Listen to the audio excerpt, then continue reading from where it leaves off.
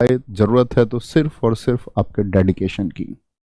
इस बैच को शुरू करने से पहले दोस्त, आप लोगों की इजाजत हो तो एक छोटी सी कहानी, एक 2 मिनट की कहानी के साथ मैं इस बैच को शुरू करना चाहूंगा। तो किस्सा कुछ इस तरह से है कि अकबर के दरबार में नवरत्न रहते थे। उन नवरत्नों में से एक है आपका तानसेन। आप सब लोग जानते होंगे तानसेन यानी कि रामतनु पांडे।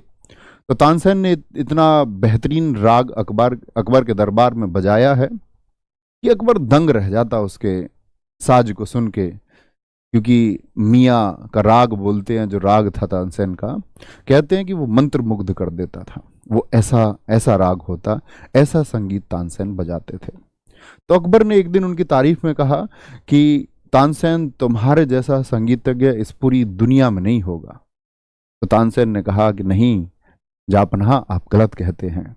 अभी मेरे गुरु जिंदा हैं, अभी मेरे गुरु जीवित हैं और उनसे बेहतरीन साज इस दुनिया में कोई नहीं छेड़ सकता। तो उन्होंने कहा कि फिर तो उनको बुलवाया जाए और उनको बोला जाए कि महाराज की ऐसी तमन्ना है कि वो हरिदास, जो कि तानसेन के गुरु थे, उनका साज सुनना चाहते हैं। उन्होंने कहा जी वो दरबार में नहीं आते साज सुनाने, जाना पड़ेगा।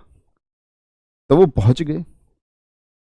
उन्होंने कहा जी, तानसेन से कहा कि अब अपने गुरु हरिदास को बुला के लाओ कि अकबर आए। बोले जी नहीं, बुलाने से भी साज नहीं छेड़ेंगे, वो तो अपनी मर्जी से साज छेड़ते हैं।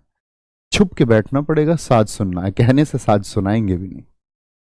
वो छुप के बैठ गए। रात 12 बजे स्वामी हरिदास ने राग छेड़ा तो अकबर सच में दंग रह गया। तो अकबर ने कहा, यार तानसेन, तुम सही कहते थे, तुम्हारा साज तो बड़ा खराब है और अपने गुरु की तुलना में स्वामी हरिदास का जो ये साज है ये सच में बहुत बेहतरीन है और मैं दीवाना हो गया इसका। तो उन्होंने कहा कि ऐसा क्यों है, पर तुम ये क्यों नहीं बजा सकते, तुम ये क्यों नहीं सीख सकते, ये तरंगे तुम क्यों नहीं पैदा कर सकते। तो उन्होंने कहा जी, मेरा जो कार्य है ना वो बंधा हुआ है राजदरबार के प्रति, लेकिन मेरे गुरु जो है ना वो स्वतंत्र रूप से साज को बजाते हैं। तो मित्र, अध्ययन भी ऐसी ही चीज है, इसको स्वतंत्र रह के करना, बहुत ध्यानपूर्वक करना, अन्य बंधनों को तोड़ के करना।